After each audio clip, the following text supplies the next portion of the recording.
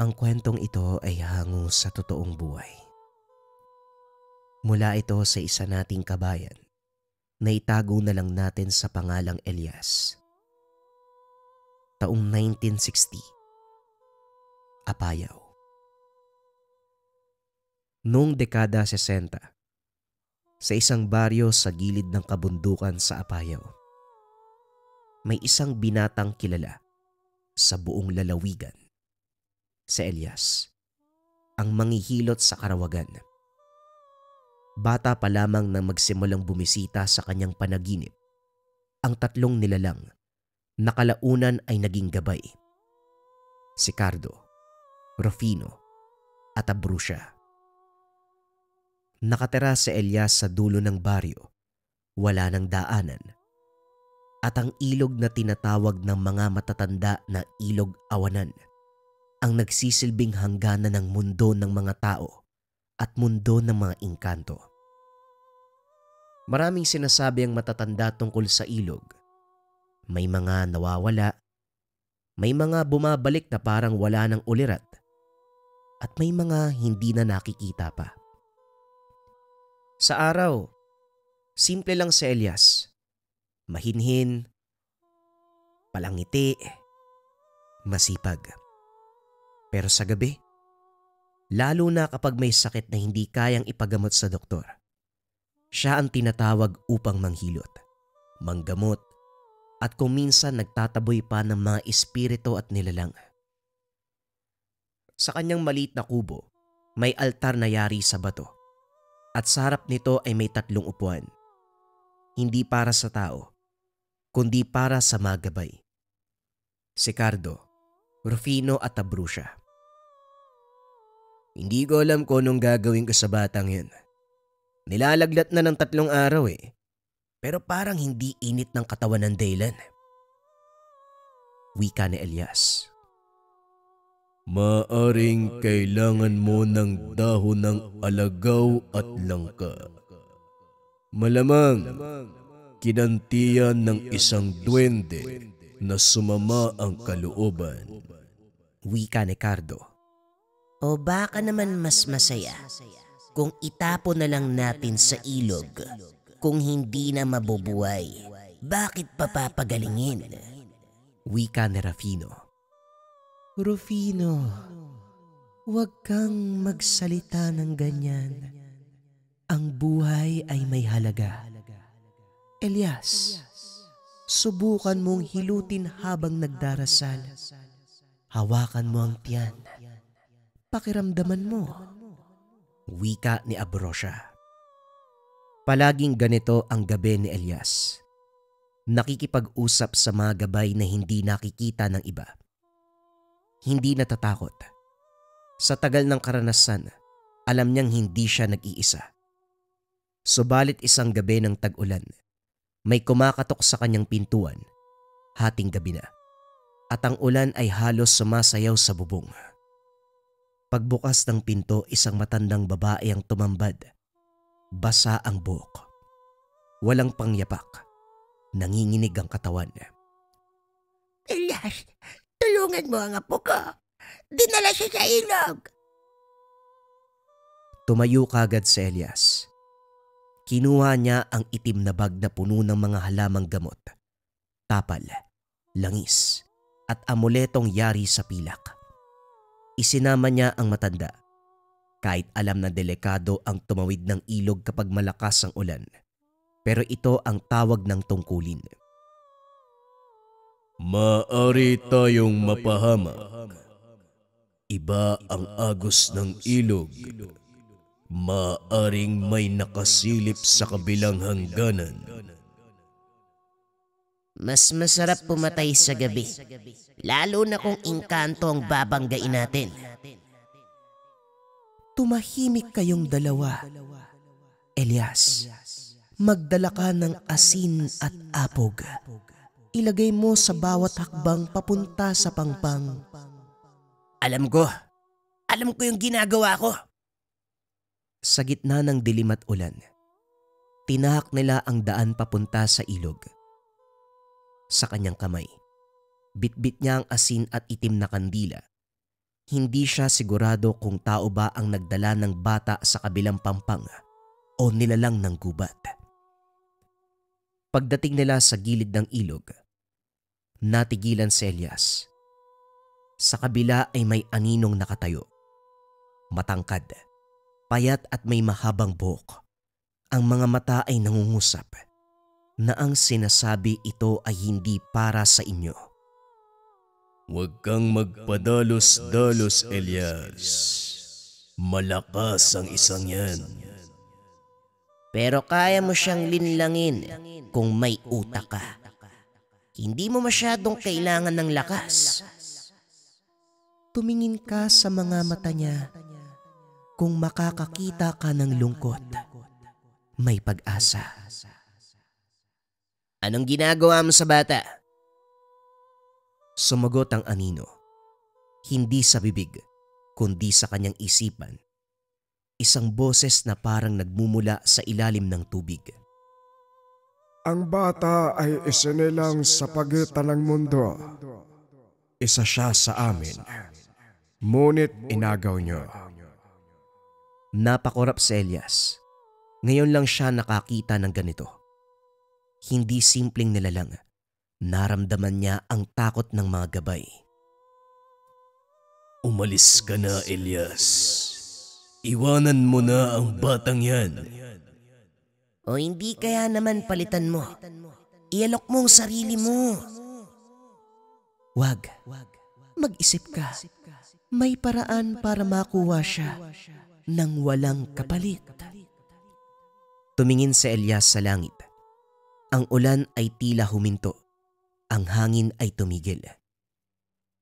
Kung ako ang dapat nakapalit, kunin mo ko. Pero ibalik mo ang bata. Lumapit ang anino ng dahan-dahan. Tila sinisipat si Elias. Hindi bilang kalaban, kundi bilang tagapagmana ng lihim. Tumingin ito sa likod niya, kung saan naroon ang mga gabay.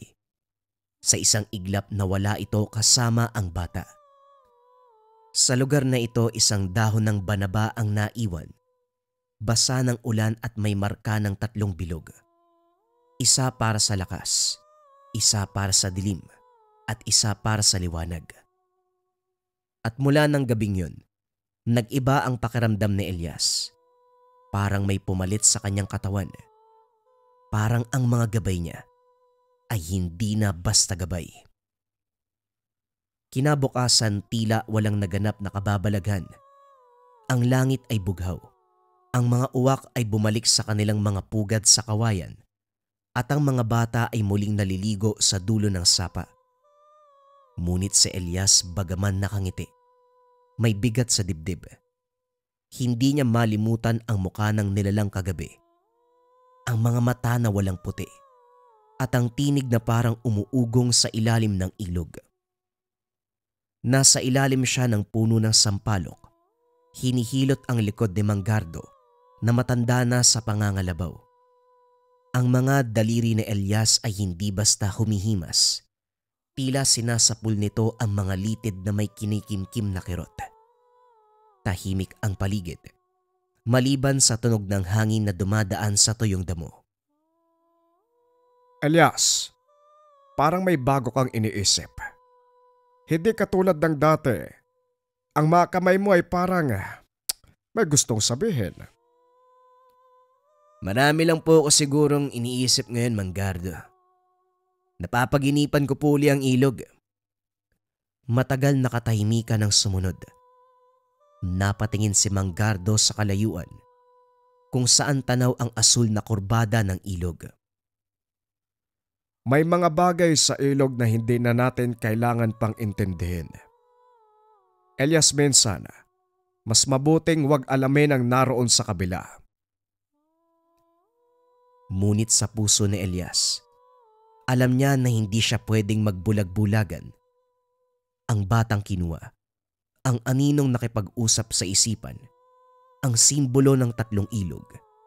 Lahat ng ito ay may ibig sabihin.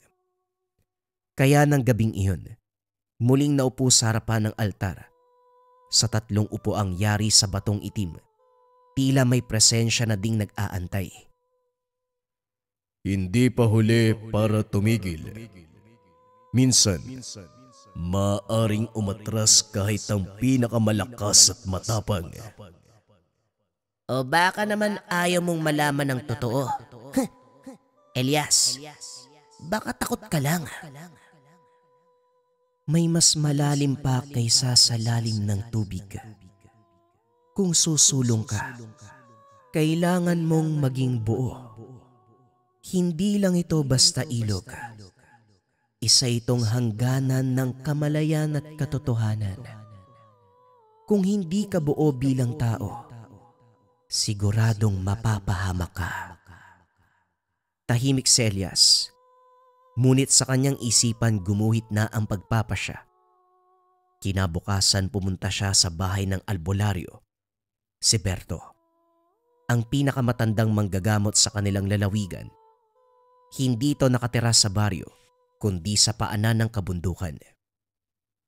Bago pa man sumikat ang araw, tumawid na si Elias sa palayan. Dumaan sa masukal na gubat na puno ng bagras. Umakyat sa makitid na landas na hindi nadadaanan ng kariton. Ang hangin doon ay mabigat. Pagdating sa kubo ni Berto, amoy dahon ng saging na sinusunog. Sa bakuran may 6 na palayok na nakabaon sa lupa. At ang mga bubong ng bahay may mga nakabitin na tuyong balat ng sawa. Mang Berto, ako po to si Elias.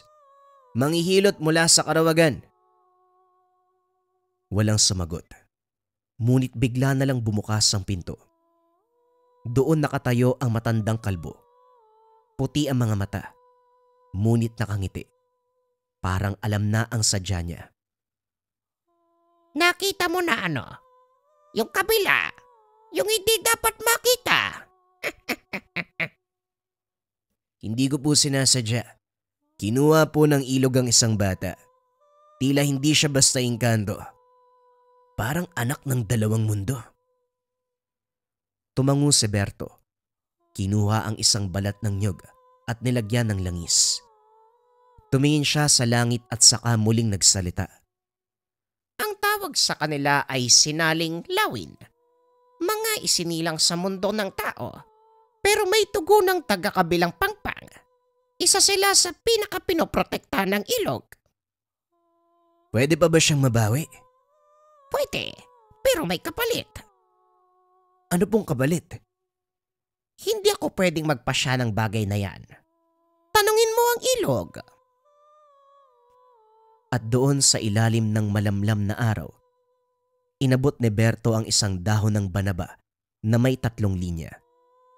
Ang sabi niya, ito daw ang tatak ng mga bantay ng daan. 3 gabay na naglalakad sa tabi ng mga nilalang na lumalakad sa pagitan ng mundo. Ang 3 kasama mo, hindi sila basta anino. Sinaunang 3 ng mukha ng pagkatao. Bumalik si Elias sa baryo na may mabigat na iniisip. Sa paglalakad, napansin niya na tila nagbago ang paligid. Ang mga tao ay hindi na katulad ng dati. Ang mga matatanda ay may iniilagang landas. Ang mga bata ay ayaw nang tumingin sa direksyon ng ilog. Parang may humahawak sa kanilang isipan. Nang gabing iyon, habang ang mundo ay mahimbing na tulog, muling lumapit si Elias sa ilog ng awanan. Bitbit ang dahon ng banaba at asin sa garapon. Pumasok siya sa gitna ng tubig, kung saan hindi naramdam ang lamig. Hindi na rin maririnig ang huni ng mga kuliglig. At doon sa gitna ng katahimikan, muling lumitaw ang nilalang. Ngayon hindi na ito anino. Isa na itong nilalang na may mukha ng tao. Ngunit ang balat ay yari sa putik ng ilog at ang buhok ay parang usok na kumikilos ayon sa ihip ng hangin. Bakit ka bumalik, Elias? Para kunin ang batang kinuha niyo. Inosente siya, kaya wag niyong idamay. Wala nang inosente sa pagitan ng 2 mundo. Muli niyang narinig ang boses na mga gabay. Ngunit sa pagkakataong ito, Hindi sila basta nagsasalita sa isipan. Para bang naroon na sila sa pisikal na mundo. Elias, kung lalaban ka, buuin ang kalooban. Ako ang magiging sandigan mo. At ako ang magtuturo kung sino ang dapat mong saktan. At ako ang huhubog ng iyong puso. Dahil sa dulo, ang puso ang huhusga. Ito ang pinakamalakas. Hinawakan ni Elias ang dahon ng banaba. Itinaas sa harapan ng nilalang at sa hindi maipaliwanag na paraan, nagsimulang lumiwanag ang tubig sa kanyang panan. Parang sinisipsip ng ilog ang liwanag. Pinapapasok ang mga alon sa pagitan ng mundo. Ibalik mo ang bata. Ibigay mo sa akin ang daan papunta sa kanya. Biglang pumutok ang liwanag. Tumigil ang hangin. Tumigil ang tubig. Sa loob ng ilang segundo lumitaw ang isang landas. Makitid, basa at umaalon. Patungo sa kabilang pampang. Ngunit hindi basta lupa ang nakikita niya. Ang daan ay tila hinabi sa panaginip. Ang mga puno ay puti. Ang langit ay pula. At ang ilog ay lumulutang sa ere. Narinig niyang nagsalita si Abruzia. Elias, huwag kang lilingon kapag tumawid ka. Kahit anong marinig, kahit anong maramdaman, huwag kang lilingon sa likuran. Dahan-dahang umapak si Elias sa unang hakbang ng lumulutang na landas. Bawat hakbang ay tila may sariling tibok. Parang buhay ang mismong daanan. Ang mga paa niya ay nababalot ng malamig na hamog. At sa paligid, wala nang tunog. Hindi marinig ang sarili niyang paghinga.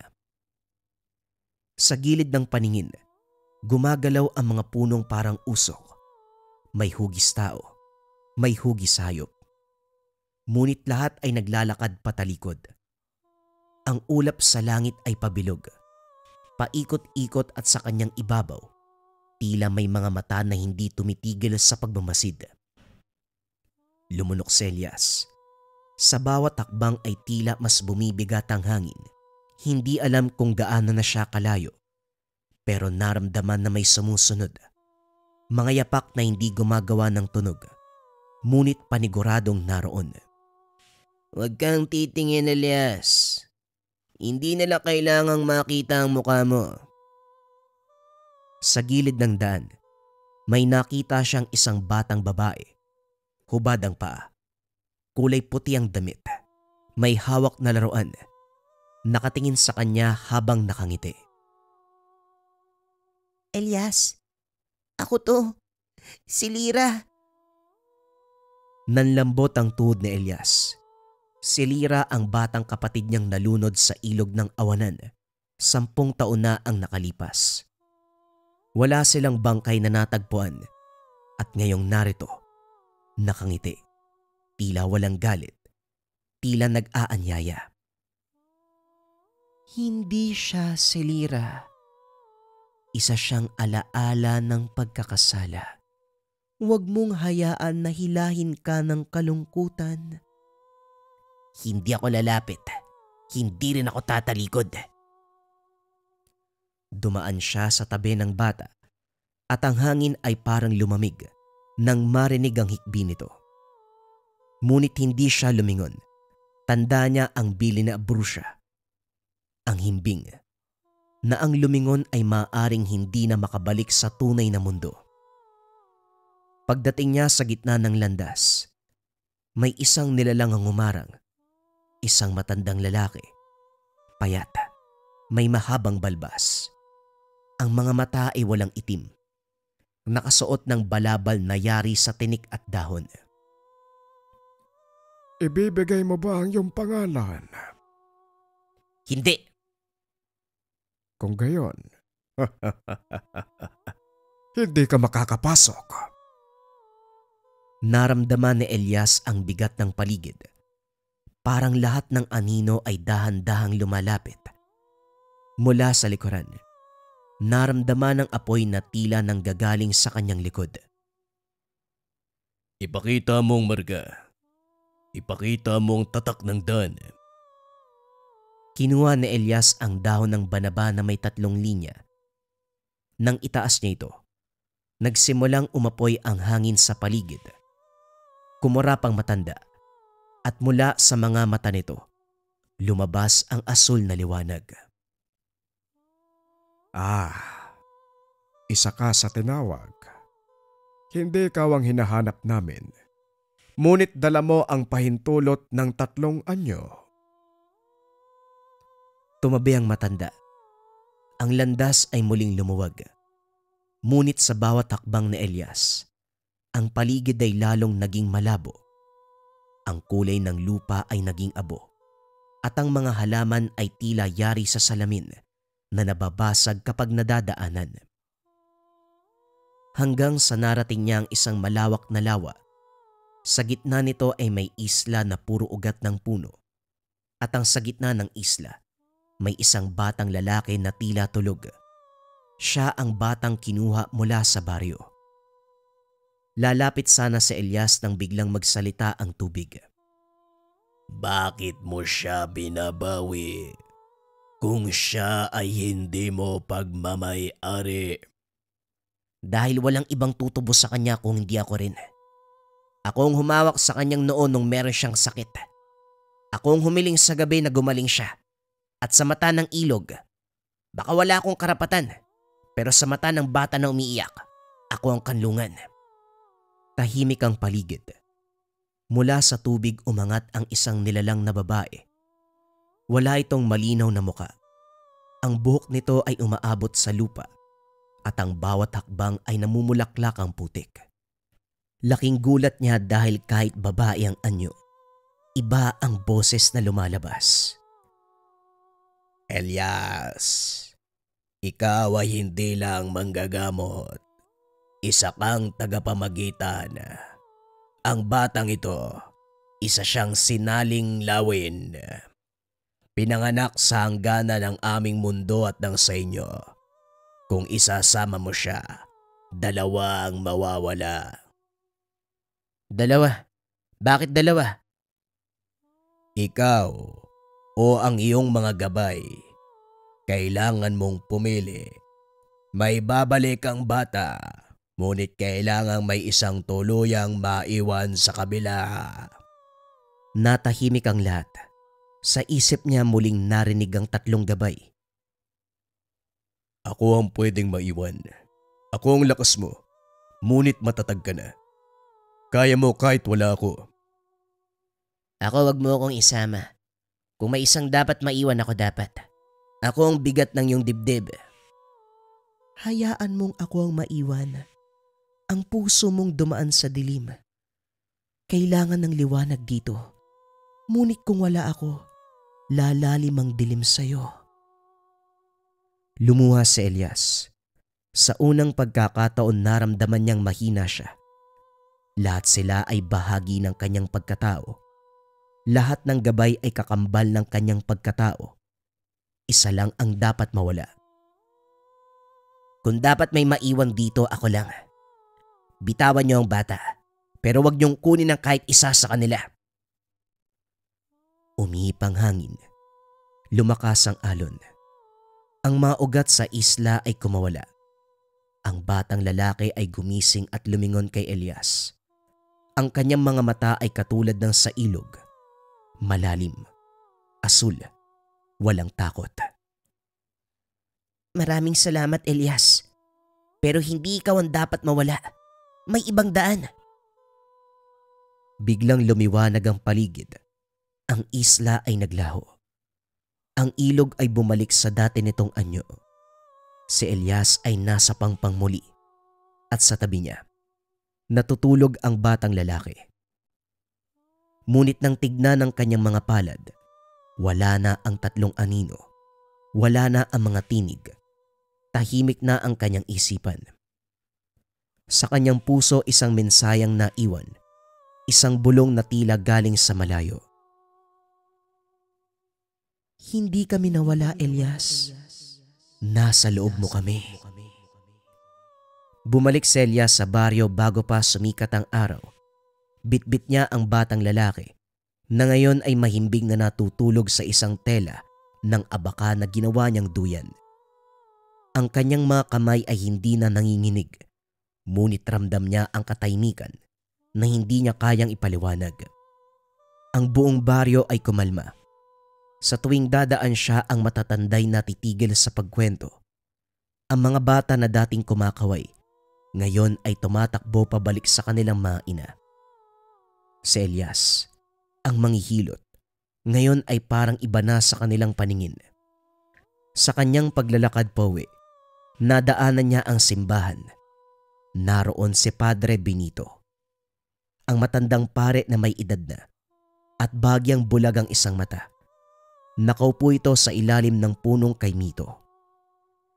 Elias, ikaw ba yan? Ako nga po, Padre. Narinig ko may batang nawala. Tapos bumalik, ikaw ang kasama. Galing ka ba sa kabila? Umupo si Elias sa tabi ng pare.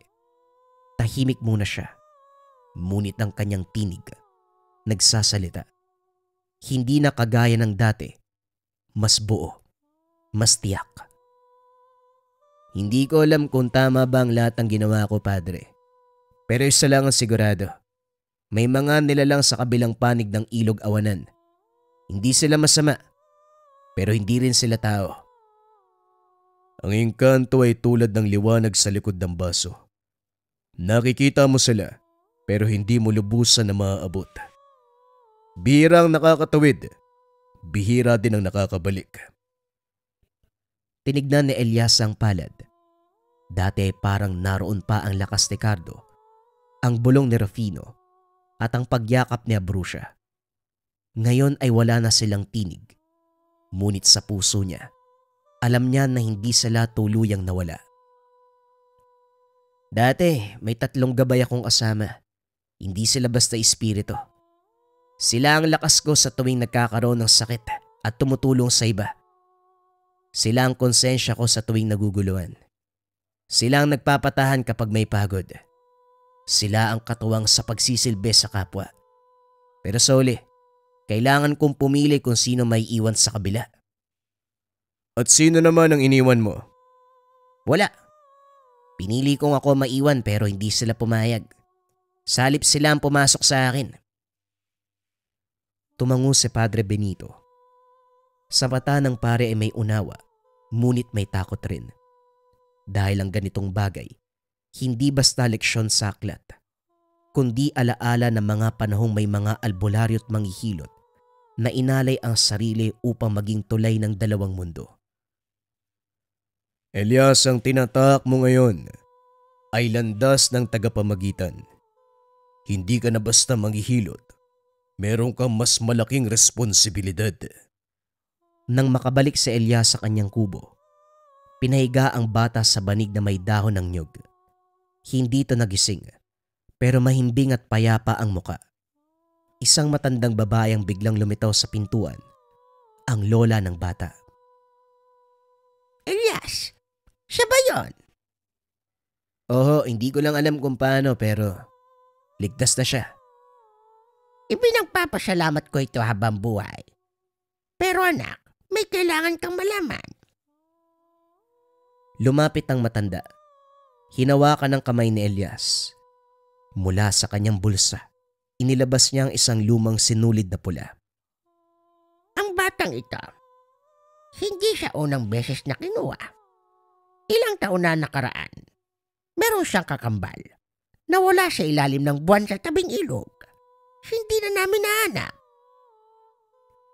Isa rin siyang sinaling lawin. Oo, at marahil naroon pa siya. Napayuko si Elias.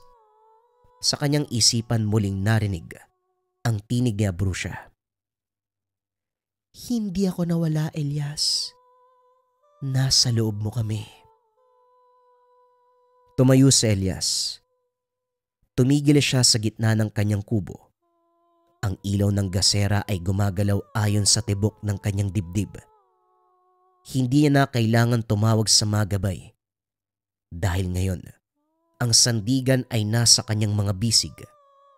Ang silakbo ay nasa likod ng kanyang isipan at ang himbing ay nasa bawat pintig ng kanyang puso.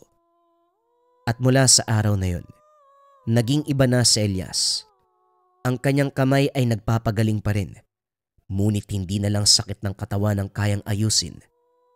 Ang mga taong dumudulog sa kanya ay hindi na lang para sa kirot, kundi para sa gabay, para sa pag-unawa.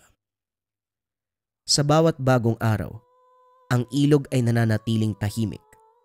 Ngunit sa gabing walang buwan, may mga ilaw na sumasayaw sa gitna ng tubig. Si Elias minsan ay naroon, nakaupo sa pampang, nakatingin sa kabilang panig, hindi upang tumawid, kundi para magbantay. Ito ang pinanindigan ni Elias. Ito ang ginampanang tungkulin hanggat nabubuhay. Maging protektor ng hangganan. Maging protektor ng mga tao sa sityo. Bagong kwento pa rin ang kasunod mga kabayan. Ito ay tungkol sa pambabarang na gumagamit ng insekto na alimbabayod. Simula na ang storya. Ang kwentong ito ay hango sa totoong buhay. Mula ito sa isa nating kabayan na itago na lang natin sa pangalang Andrea. Taong 2005, Mindanao. Nagsimula ang lahat nang mag-ibang bayan ang nakakatandang kapatid ni Andrea upang may ahon sa kahirapan ang buhay ng pamilya. 4 lang sila sa tahanan pero kinakailangan din ng malaking halaga para matustusan ang pangailangan ng kanyang mga magulang. Idagdag pa ang pag-aaral niya na kasalukuyang nasa kolehiyo. Engineering ang kurso, nagkakahalaga rin ng pera. Gusto sanang tumigil na muna para magtrabaho na lang din. Kaso ayaw pumayag ng kapatid. Dahil aniya, mainam na may nakapagtapos sa kanila. Kaya naman pinagbutihan ng pag-aaral bilang sukli sa paghihirap ng kapatid na si Dodon. Sinikap makakuha ng malaking marka. Magmula noong nakalis ang kapatid, hindi maiwasan ni Andrea ang malungkot. Malaki na siya. Pero hinahanap-hanap ang pangalaga ng nakakatandang kapatid. Magmula kasi pagkabata, ito na ang tumayong mga magulang dahil ang ama at ina abala sa pagsasaka ng lupain. Si Dondon ang nakagis ng nag-aalaga, hatid sundo sa paaralan, kung minsay nakakalimutan, mag-aantay, mapapagtanto na lamang na nasa ibang lugar ito. Malayo ang paaralan ng kolehiyo na aabuti ng ilang oras ang biyahe. Kaya kumuha ng kwarto sa kalapit na paupahan ng kapatid para sa kanya. Natuto siyang manirahan ng mag-isa. Sapat din ang natutunan sa pagluluto upang pakainin ang sarili. Ang nagmamay-ari ng paupahan ay si Aling Marisa. Matanda na pero malakas pa rin. Mabait sa mga umuupa. Pero ang ipinagtataka ni Andrea, laman ng tsismis ang matanda. Mababaw lang sana kaso nakakasira pa rin ang pagkatao. Hindi na lang din nangyalamang dalaga dahil tinatandaan ng pangaral ng kapatid na iwasan ang ganitong pag-uugali. Sa tinagal sa lugar, marami na rin ang nakikilala. Isa rito si Joshua. Bagong salta sa lugar pero dahil pamangkin ni Aling Marisa, palaging nagkikita. Ang mga tao naman sa paligid, sila ang nirereto sa isa't isa. Hindi pinansin nung una dahil wala sa isip ang ganitong bagay. Pero dahil nagkukusa na rin ang lalaki na makipag-usap, walang nagawa kung hindi pakisamahan. Hindi maayos ang pakikitungo niya dahil hindi komportable sa presensya nito. Wala namang ginagawang masama o hindi kaaya-aya. Pero may kakaiba sa pagkatao.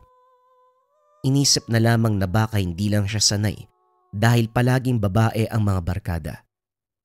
Sa klase kasi, iilan lang ang lalaki. Paminsan-minsan lang may nakakausap. Sa kabila ng minsang pag-ignora ni Andrea kay Joshua, patuloy pa rin sa pagpapapansin ang lalaki. Humantong pa sa punto, maging ang mga kinakailangan ay kusang ibinibigay.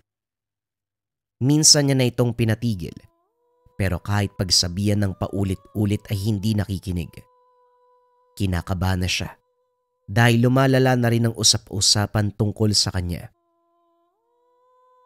Joshua, gusto ko lang linawin sa'yo na kailanman hindi kita magugustuhan. Sa pag-aaral nakatutok yung atensyon ko eh. Kaya kung pwede ba tumigil ka na? Nasa pintuan ng binata, malawak ang ngiti habang inilahad ang dalang bulaklak at pagkain. Andrea, kahit ilang beses mo man ako itaboy at pagsabihan, hindi magbabago ang pakikitungo ko. Hindi naman ako nagmamadali at hindi mo ko kailangan pansinin sa ngayon. Ang sa akin lang, hayaan mo ko iparamdam sa iyo ang pagmamahal ko. Napabuntong hininga si Andrea. Napilitang tanggapin ang alay ng binata. Hindi sa kagustuhan, ayaw lang maging bastos. Lumipas ang mga araw, ganun pa rin ang sitwasyon. Minsan nag-aabang sa labas ng eskwelahan si Joshua. Sinasabayan sa pag-uwi ang dalaga. Umiiwas siya dahil natatakot mahulog ang loob. Kapag nagkataon susuwayin ang pangako sa nakakatandang kapatid na hindi magdonobyo sa kasagsagan ng pag-aaral. Ayaw niyang biguin dahil dugot pawis ang puhunan nito para lang makapag-aral siya. Pagdating ng tahanan, dumiretso si Andrea sa kanilang bahay dahil nangungulit si Joshua na doon maghapunan. Nakangiting sumalubong si Aling Marisa. Nagmano naman ang dalaga bilang paggalang. Ano po bang meron para imbitahan niyo ako ng hapunan? Tanong ni Andrea. Walang sinabi si Joshua tungkol dito. Basta na lamang hinila. Karawan kasi ni Joshua. Naganda ko ng kaunti kasi gusto kanyang ayain. Ganun po ba? Bakit hindi mo sinabi sa akin, Joshua? Kasi naisip ko na huwag ka nang sabihan, baka di ka pumunta eh. O mamaya ng usapan, kumain muna tayo. Sumabay na lamang si Andrea kahit hindi nakakaramdam ng gutom. Ngayon na nakasama ng mahabang oras ang magtiyahin, may kakaibang napansin ng dalaga. Maayos ang pakikitungo ng mga ito. Palangiti, mabait, pero hindi maiwasang maisip na posibleng nakikipagkapwa-tao lamang. Hindi maintindihan ni Andrea kung ano ang ibig sabihin ng nararamdaman, pero sigurado siyang may mali. Bago pa lumalim ang gabi, nagpaalam na para umuwi. Nagpresenta si Joshua na maghatid. Kahit panay ito sa pagsasalita habang nasa daan, hindi pinansin ng dalaga. Binilisan ang lakad at kagad nagsara ng pinto pagpasok. Kumatok ang binata pero hindi na pinakinggan. Nang mga sumunod na araw, naiilang na si Andrea kapag nakikita si Joshua. Kaya naman gumawa ng paraan para makaiwas. Kaso nga lang kahit hating gabi pa lumabas ng paaralan, matyaga itong nag-aantay. Kahit sa pagdala ng pagkain at kagamitan sa eskwela, namimilit na tanggapin. Nang masagad ang pasensya, muling kinumpronta. Joshua, hindi na ako natutuwa . Kailanman ayoko ng ginagawa mo. Tumigil ka na, bago pa ako mawalan ng respeto sa'yo bilang tao. Wika ni Andrea. Nagulat ang binata. Sandali, bakit ka naman ganyan? Nakukulitan ka ba sa akin? O sige. Hindi na muna ako magpapakita pero magpapadala ko ng... Hindi natapos ng binata ang sasabihin. Tinabig ni Andrea ang mga pinamili. Natulala sa natapong pagkain sa lupa. Nang mag-angat ng tingin sa babae, mababakas ang kakaibang emosyon sa mga mata. Gayon pa man ay ngumiti pa rin. tumigil ka na, pakiusap lang. Tumigil ka na. Kung gusto mo talagang magkanobya, marami namang ibang babae dyan, wag ako Joshua. O sige Andrea, pero sana hindi ka magsisi sa ginawa mo. Ang babaeng huling nagtaboy sa akin, hindi kinaya ang sakit na naramdaman. Binaliwala ni Andrea ang sinabi nito. Pinagsara ng pintuan. Marami pang sinabi ang lalaki pero hindi na talaga pinakinggan. Nakahinga ang dalaga nang tumigil si Joshua sa panliligaw. Naging payapa, matiwasay ang takbo ng buhay sa araw-araw. Tutok sa pag-aaral dahil nalalapit na ang pagsusulit. Sa kabila ng pagod, natuwa ng dumalaw ang nakakatandang kapatid na si Dondon. Binagyan ito ng 2 araw na pahinga sa trabaho. Unang dinaanan ang mga magulang na naiwan sa kabilang bayan. Nang masiguradong maayos sila, dumiretso sa inuupahan ni Andrea upang mangamusta. Ilang buwan lang tayong hindi nagkita pero ang laki mo na. Mabuti naman inaalagaan mo ang sarili mo. O siya, may pinamili kong pagkain at mga damit. Hindi ko lang alam kung tama ba yan ha. Nagtanong ko sa mga tendero yan daw ang bagay. Siguro naman kakasya pa yan. Hindi ka naman tumaba Natutuwa siyang pinagmasdan ang nakababatang kapatid. Hindi pa gaanong matagal mula nung magkahiwalay, pero sabik na muling makasama. Ngayon na nagkita, hindi maiwasang maluha habang pinagmamasdan. Ayan siya, iiyak na naman. Tumigil ka nga, ang pangit mo lalo Wika ni Andrea habang isa-isang tinitignan ang pasalubong ng kapatid. Sino ba kasi ang hindi maiiyak kung makikita kitang ganito? Ilang buwan na tayong nagkalayo. Nasanay ako magkasama tayo. Nga pala sina nanay at tatay. Pinatingin ko sa doktor kahapon ang sabi, may pagbabago na sa kondisyon. Bumuti ang kalagayan. Binilan ko ng gamot hanggang sa araw na makabalik ako. May konti ditong gamot pampalakas ng pangangatawan. Bagay yan sa'yo, inumin mo. Ayos Mahal na mahal ako ng kuya ko Huwag kang mag-alala. Kapag nakatapos ako kuya, hindi mo na kailangan magtrabaho sa malayo. Ako na ang bubuhay sa pamilya natin. Hoy, first year college ka pa lang. Pagbutiin mo ang pag-aaral. At saka na tayo mangarap. Hindi madali magtrabaho at para alam mo, kahit makapagtapos ka, ako pa rin ang bubuhay sa atin dahil ako ang panganay. Kahit kailan bata mo pa rin akong tinuturing Kuya, matanda na ako Unti-unti ko nang natututunan yung galaw ng mundo at realidad. Sa ayaw at sa gusto mo, tutulong ako pagdating ng araw. O sige, ikaw ang bahala kung ayaw mo magpatalo. O siya, mabuti pang itabi mo muna yung mga pinamili ko dahil manghiram ako ng papag. Magpapahinga sandali dahil mamaya luluwas na ako ng kabilang bayan para magtrabaho. Hinayaan ni Andrea ang kapatid na matulog. Halata rin sa katawan nito ang pagod. Habang maimbing, siya naman ay inayos ang mga pasalubong. Inatupag ang paggawa ng proyekto. Makalipas ang ilang sandali, naramdaman ni Andrea ang matinding pagtuyo ng lalamunan. Hindi rin nakaligtas ang paggalaw ng kung ano sa loob ng tiyan. Hindi to senyales ng pagkagutom. Dali-daling hinalungkat ang mga gamit at naganap ng tableta. Sa kabutihang palad ay meron naman. Makaraan ng ilang minuto, bumuti ang kalagayan. Pagsapit ng dilim, nagpaalam si Dondon. Hindi na siya nagpatid kay Andrea kahit nagpupumilit ito. Saktong kakalabas lang ng bakuran sa inuupahan, sumalubong ang isang matandang babae. Nakatitig at panay ang pagsulyap sa bintana ng kwarto ni Andrea. Hindi pinalampas ng binata. Kagad nagtanong kung may problema o wala. Magandang gabi po sa inyo, Manang. May tutulong po ba ako? Panay kasi kayo sa pagtitig At saka nakatingin din sa inuupahang kwarto ng kapatid ko. Napalitan ng gulat ang reaksyon ni Aling Marisa. Kagad humingi ng paumanhin. Pasensya ka na. Akala ko kasi nobyo ka ni Andrea. Kaninang umaga ka pa dumating tapos ngayong gabi lumabas.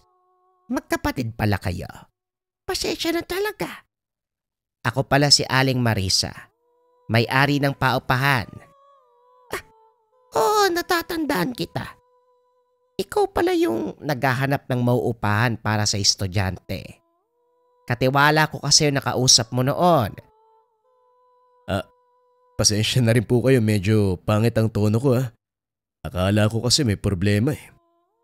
Dinalaw ko lang po si Andrea kahit nasa bastong edad na yan. Kailangan pa rin ng gabay. Tama ka naman. Kaya nga, ako kahit may-ari lang, tinitignan-tignan ko yan. Hindi lang si Andrea lahat sila. Mahirap na sa panahon ngayon. Maraming pangyayari na hindi mo magugustuhan. Lalo pa sa kapatid mo babae. Pero huwag kang mag-alala. Dahil araw-araw kong tinitignan ng mga yan. Hindi lang kita napansin kanina eh. Pasensya na po ah. Hindi ko kasi alam na may ganyang patakaran. Kailangan palang magpapaalam muna sa may-ari. Sa susunod po, hindi ko kakalimutang dumaan sa inyo. Ayos lang isa.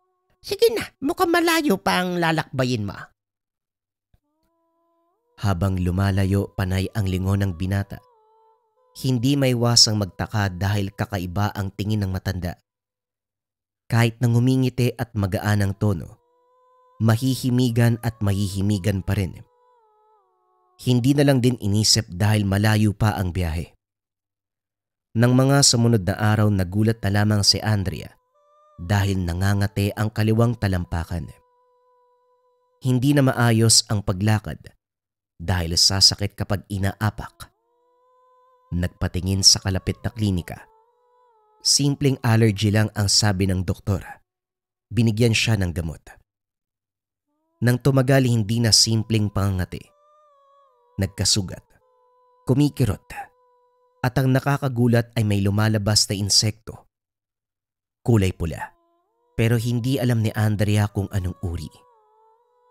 Kinakabahan pero inisip na baka dumikit lamang ito sa sugat matapos maapakan kung saan. Patuloy na ginamot ng pamahid na bigay ng doktor. Sa pagdaan ng mga araw na mamanas ang paa, ilang beses na ring lumiban sa klase dahil sa nakakadiring itsura. Natatakot ang dalaga dahil habang tumatagal, dumarami ang nakukuhang insekto mula mismo sa sugat. Lalong humahapde. Hindi nagtagal, dumarami ang labas ng dugo. Naiiyak sa sitwasyon. Ilang damit na ang itinapal para magtigil ang pagdurugo pero lalong lumalala. Hindi na kayanan. Nakisuyo sa tindahan na merong telepono para matawagan ang kapatid na si Dondon. Humahagulgol na pinaliwanag ang pangyayari. Dumating din kagad makalipas ang ilang oras. Napailamos sa mukha si Dondon nang makita ang kalagayan ng kapatid. Nakahiga na lamang ito sa papag. Naabutang kayakap ang kaklase na pansamantalang tumulong dito. Kuya, kaklase po ko ni Andrea. Janice po ang pangalan ko. Ilang araw na siyang hindi pumapasok kaya pinuntahan ko dito para malaman ko anong nangyari. Siya rin po hindi alam ang nangyayari sa kanya. Wika ni Janice. Ito ang nagsalita dahil panay sa pag-iyak si Andrea. Hindi makausap dahil sa pananakit ng paa. Naluluhang nilapitan ni Dondon ang kapatid. Sinuri ang paa. Hindi rin maiwasang maiyak. Nang mahimasmasa ng lahat kinausap ni Janice si Dondon, pasekreto para hindi marinig ni Andrea. Kuya, pasensya na pero parang binarang si Andrea Nakita ko ng ganitong kaso sa probinsya namin. Maraming mambabarang doon Lahat ng biktima ganitong iniinda. Minsan nga namatay na lang Tapos kapag sinusuri ang katawan, maraming insekto. Kunot noong tinignan ni Dondon ang paa ng kapatid. Nagdahan-dahan dahil tulog. tinanggal ang itinapal na tela. Hindi makapaniwala sa pagbungad ng alimbabayod. Isang uri ng insekto, panglupa, kulay pula. Patay na ito nang makuha mula sa sugat. Kung tama ka ng ibig sabihin, barang ang pinagdudusa ng kapatid ko. Wala pong duda, kung magpapatuloy sa ganitong sitwasyon si Andrea, hindi nalalayong kamatayan ng hantungan. Natahimik si Dondon. Tulalang napaupo sa sulok. Hindi malaman kung saan mag-uumpisa sa pag-iisip. Ang huling natandaan. Masaya ito, masigla at walang problema. Ilang linggo ay tumawag at ito ang binalita. Kung talamak ito sa probinsya mo, may alam ka ba na pwedeng makatulong? Magbabayad na lang ako, sabihin mo sa akin. Huwag po kayo mag-alala dahil manggagamot po ang lolo ko. Kaso masyadong malayo yung probinsya namin eh. Malapit na rin po yung pagsusulit. Hindi pwedeng lumiban dahil ibabagsak kami ng maestro. Kakausapin ko, maestro. Ako nang bahalang makiusap. Basta tulungan mo ko. Tulungan mo si Andrea. Napabuntong hininga si Janice. Tumango na rin dahil gustong makatulong. Matapos makausap ni Dondon ang maestro ng eskwelahan, dumiretso na ng sakayan para makauwi ng probinsya. Hindi na nakapagpaalam ang binata dahil ayaw mag-alala ang mga magulang. Saka na sasabihin kapag maayos na ang sitwasyon. Pagdating sa tahanan, kunot noong sumalubong ang matandang lalaki na nagngangalang Mang Ronyo, lolo ni Janice. Pinaliwanag kagad ng dalaga ang sadya. Pinatuloy sila. Pinagpahinga muna bago sinuri ang kalagayan ng pasyente. Habang nagmemeryenda, napansin ni Dondon ang ginagawa ng manggagamot. Nagdidikdik ng samot-saring ugat at puto. Sinilaba ng iilang dahon. Ang aboy tinipon sa isang sisidlan. Pagkatapos nakipag-usap ito sa kanila. Tinanong si Andrea kung kailan at paano nagsimula ang karamdaman. Inusisa rin kung sino ang nakakausap. Mga taong nakakasalamuha. Sinagot ng dalaga ang bawat katanungan. Pagkatapos ay sinimulan ni Mang Ronyo ang panggagamot. Sa kabutiang palad natanggal ni Mang Ronyo ang sumpa ng barang. Kinausap si Andrea tungkol sa magiging desisyon. Dumirekta na ako sa panggagamot sa'yo. Natanggal na ang barang, pero may importanteng yugto na hindi pa natin napag-uusapan. Ang ganitong usapin kasi, hindi basta-basta papatawarin ng taong nagpahamak sa'yo. Kaya itatanong ko kung gusto mo bang ibalik sa tao ang sumpa para siya naman ang magdusa o hahayaan mo na lang. Hayaan na lang po. Ang importante sa akin gumaling na ako. Napatitig si Dondon sa kapatid. Kamot ulong napabuntong hininga. Hindi na sana siya magtataka dahil likas dito ang pagiging mabuti. Kaso ibang usapan ang sitwasyon ngayon.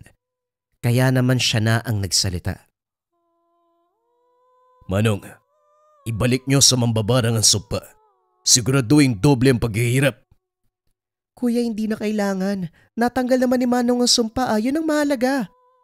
Andrea, hindi direktang kasalanan ng maging masama minsan.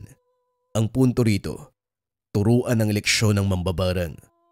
Hindi nga natin siya kilala pero tignan mo ang ginawa sa'yo.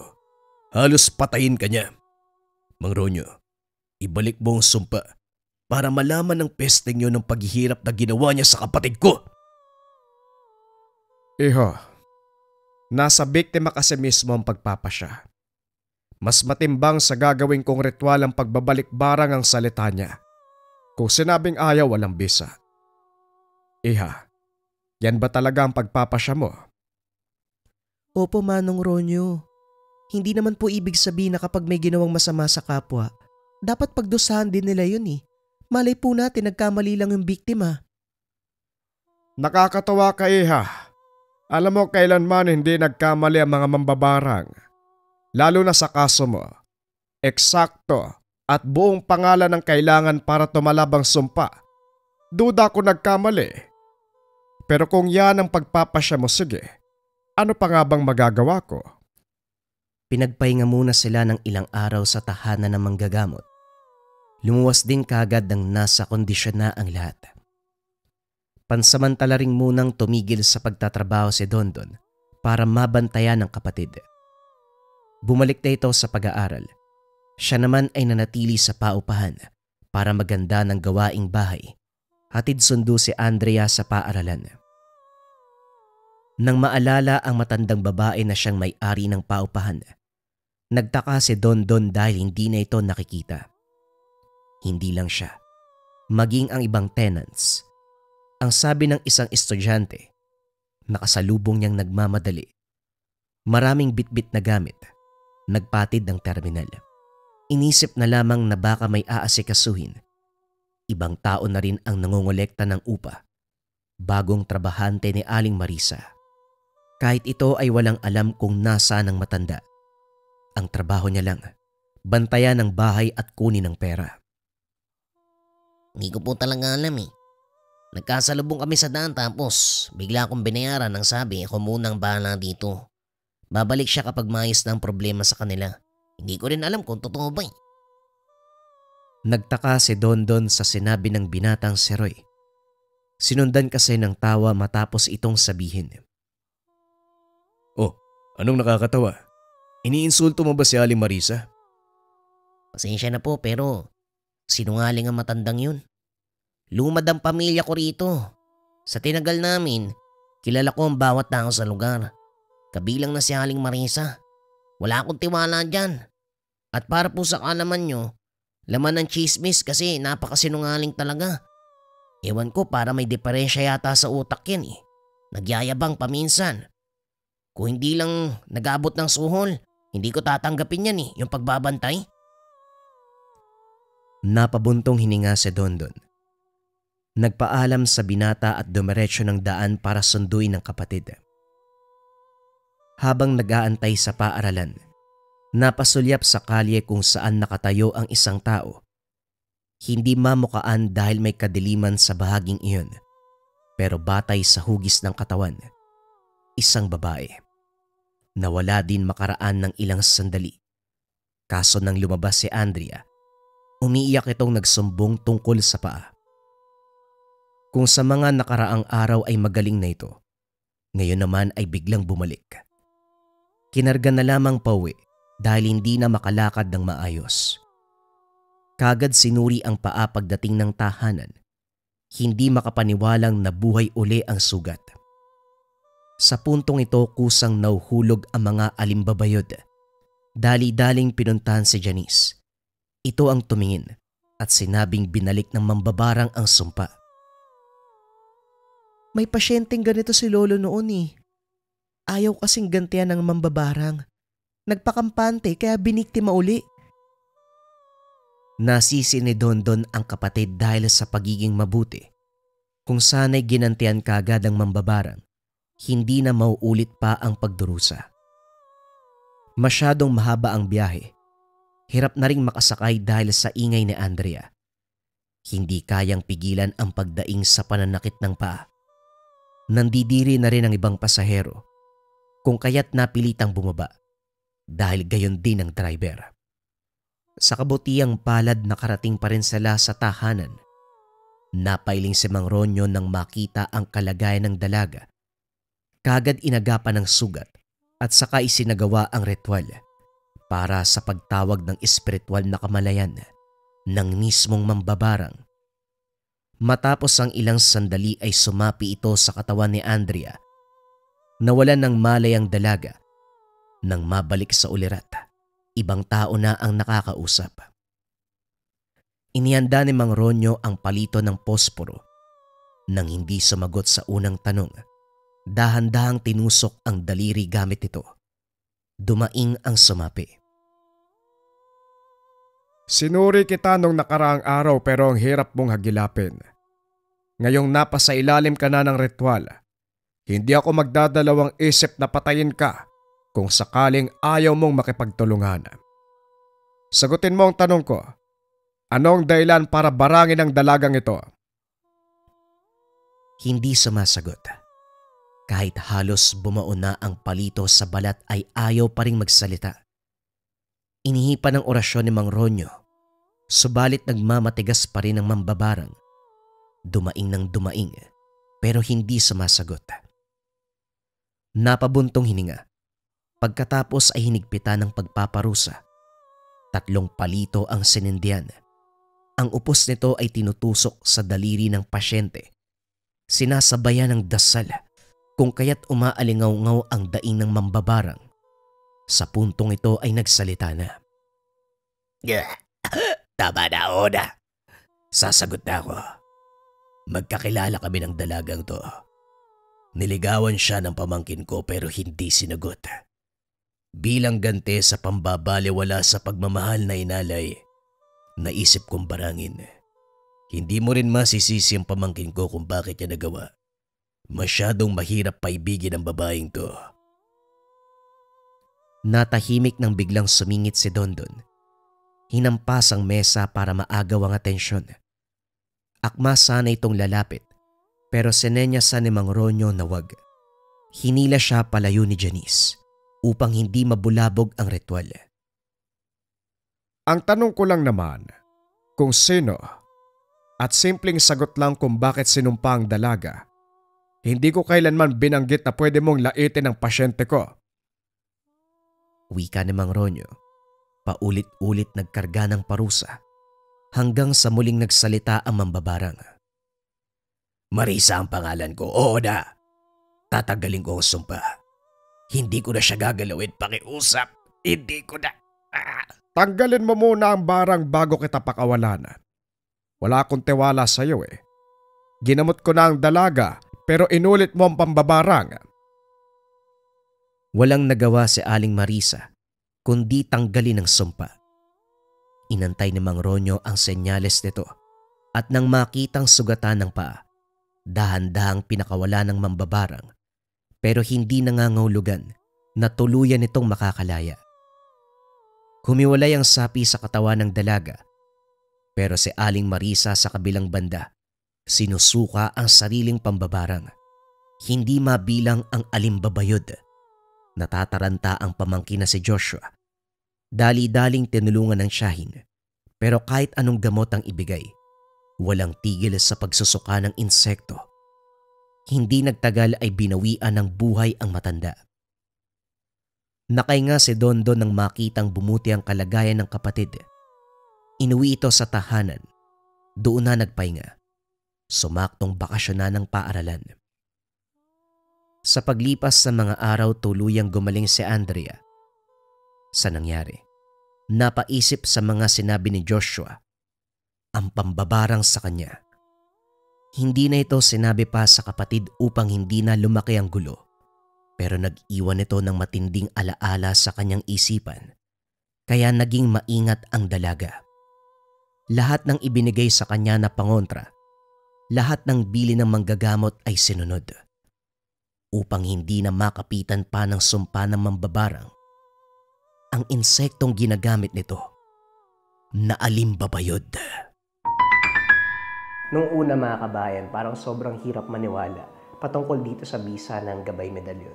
Etong suot-suot ko. Eto kasing Gabay Medalyon mga kabayan, ang bisa nito ay pampaswerte at gabay sa career, health, love life, and finance. Yung 4 na aspeto ng buhay. Magmula nang dumating sa akin to mga kabayan, tapos palagi ko na siyang suot, mas nag-take ako ng actions. Nandun kasi yung konsepto na dapat naniniwala ka sa gamit mo at ang pinakamabisang paraan ng pagpapatunay na naniniwala ka, mas mag-take ka ng action sa mga bagay na gusto mong ma-achieve or sa mga hinihiling mo. So everyday talaga mga kabayan, mas nag-try ako, sinubukan ko yung mga bagay na gusto kong marating at sakto din mga kabayan.